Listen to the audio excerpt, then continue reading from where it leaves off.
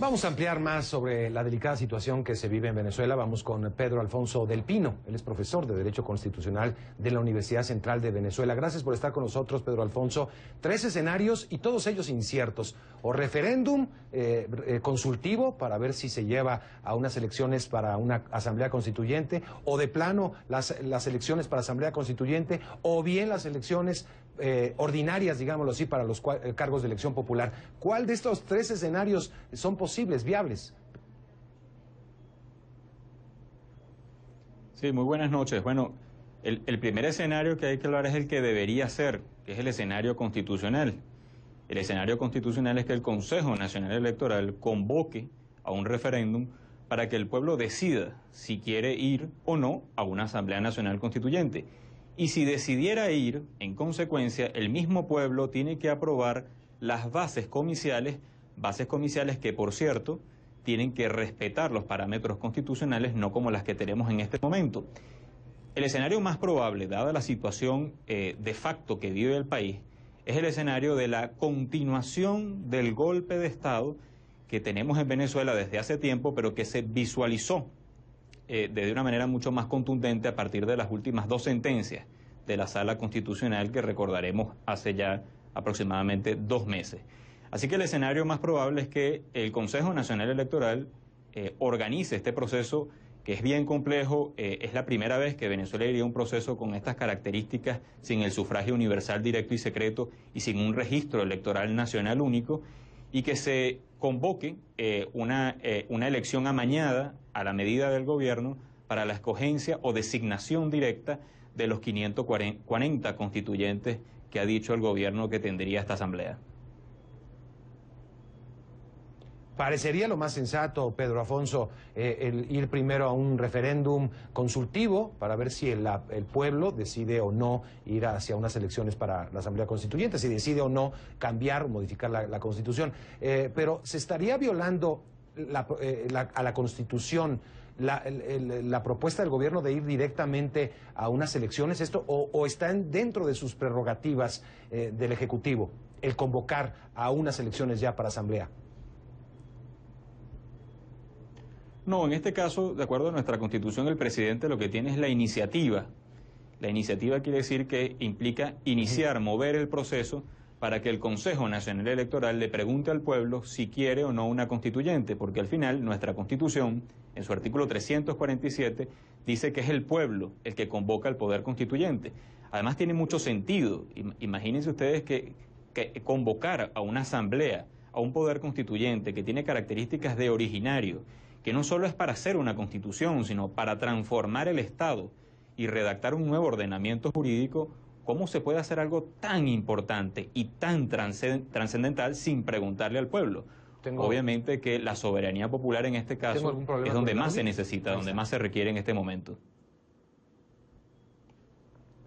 Eso desde el punto de vista jurídico, de análisis constitucional y también de la lógica, Pedro Alfonso, creo que, como te digo, parece lo más coherente transitar ese camino, pero ¿es posible políticamente caminar hacia ahí, hacia primero un referéndum consultivo? Bueno, la Asamblea en este caso lo intentará a través de los mecanismos formales y constitucionales, y la Asamblea también como protagonista y en sus competencias de promoción de la participación ciudadana ha dicho que si no lo organiza el Poder Electoral, la Asamblea lo hará en toda Venezuela. Es decir, es una forma de legitimar la acción y la soberanía popular para decirle no solo al país, sino al mundo, de que Venezuela no necesita, no requiere, no considera conveniente para resolver su conflicto político hacer una nueva constitución.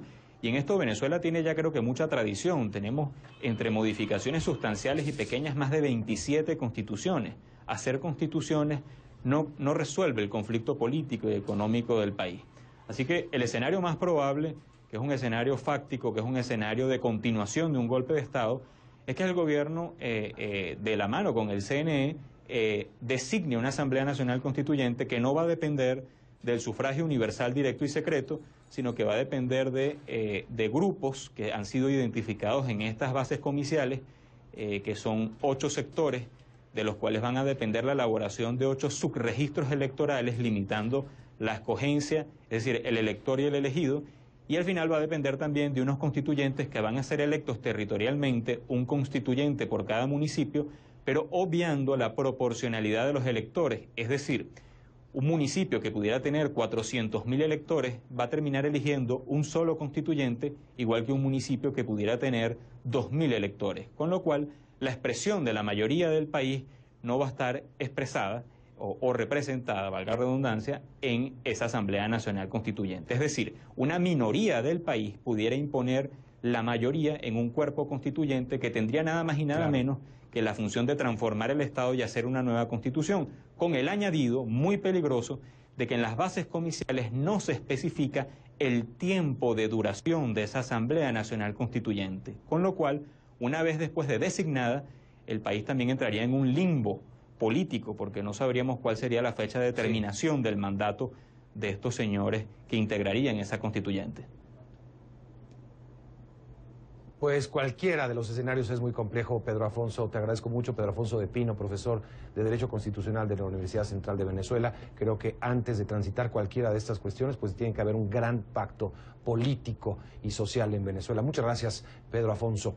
De un golpe de Estado es que el gobierno, de la mano con el CNE, designe una Asamblea Nacional Constituyente que no va a depender del sufragio universal, directo y secreto, sino que va a depender de grupos que han sido identificados en estas bases comiciales, que son 8 sectores, de los cuales van a depender la elaboración de 8 subregistros electorales, limitando la escogencia, es decir, el elector y el elegido, y al final va a depender también de unos constituyentes que van a ser electos territorialmente, un constituyente por cada municipio, pero obviando la proporcionalidad de los electores, es decir, un municipio que pudiera tener 400.000 electores va a terminar eligiendo un solo constituyente, igual que un municipio que pudiera tener 2.000 electores, con lo cual la expresión de la mayoría del país no va a estar expresada o representada, valga la redundancia, en esa Asamblea Nacional Constituyente. Es decir, una minoría del país pudiera imponer la mayoría en un cuerpo constituyente que tendría nada más y nada menos que la función de transformar el Estado y hacer una nueva Constitución, con el añadido... a la Constitución, la propuesta del gobierno de ir directamente a unas elecciones, ¿esto o está dentro de sus prerrogativas del Ejecutivo, el convocar a unas elecciones ya para Asamblea? No, en este caso, de acuerdo a nuestra Constitución, el presidente lo que tiene es la iniciativa. La iniciativa quiere decir que implica iniciar, mover el proceso para que el Consejo Nacional Electoral le pregunte al pueblo si quiere o no una constituyente, porque al final nuestra Constitución, en su artículo 347, dice que es el pueblo el que convoca al poder constituyente. Además tiene mucho sentido. Imagínense ustedes que convocar a una asamblea, a un poder constituyente que tiene características de originario, que no solo es para hacer una constitución, sino para transformar el Estado y redactar un nuevo ordenamiento jurídico. ¿Cómo se puede hacer algo tan importante y tan trascendental sin preguntarle al pueblo? Obviamente que la soberanía popular en este caso es donde más se necesita, donde más se requiere en este momento. Eso desde el punto de vista jurídico, de análisis constitucional y también de la lógica, Pedro Afonso, creo que, como te digo, parece lo más coherente transitar ese camino, pero ¿es posible políticamente caminar hacia ahí, hacia primero un referéndum consultivo? Bueno, la Asamblea en este caso lo intentará a través de los mecanismos formales y constitucionales, y la Asamblea también como protagonista y en sus competencias de promoción de la participación ciudadana ha dicho que si no lo organiza el Poder Electoral, la Asamblea lo hará en toda Venezuela. Es decir, es una forma de legitimar la acción y la soberanía popular para decirle no solo al país, sino al mundo, de que Venezuela no necesita, no requiere, no considera conveniente para resolver su conflicto político hacer una nueva constitución. Y en esto Venezuela tiene ya creo que mucha tradición. Tenemos entre modificaciones sustanciales y pequeñas más de 27 constituciones. Hacer constituciones no resuelve el conflicto político y económico del país. Así que el escenario más probable, que es un escenario fáctico, que es un escenario de continuación Vamos a ampliar más sobre la delicada situación que se vive en Venezuela. Vamos con Pedro Alfonso del Pino. Él es profesor de Derecho Constitucional de la Universidad Central de Venezuela. Gracias por estar con nosotros, Pedro Alfonso. 3 escenarios y todos ellos inciertos. O referéndum consultivo para ver si se lleva a unas elecciones para una asamblea constituyente, o de plano las elecciones para asamblea constituyente, o bien las elecciones ordinarias, digámoslo así, para los cargos de elección popular. ¿Cuál de estos 3 escenarios son posibles, viables? Sí, muy buenas noches. Bueno, el primer escenario que hay que hablar es el que debería ser, que es el escenario constitucional.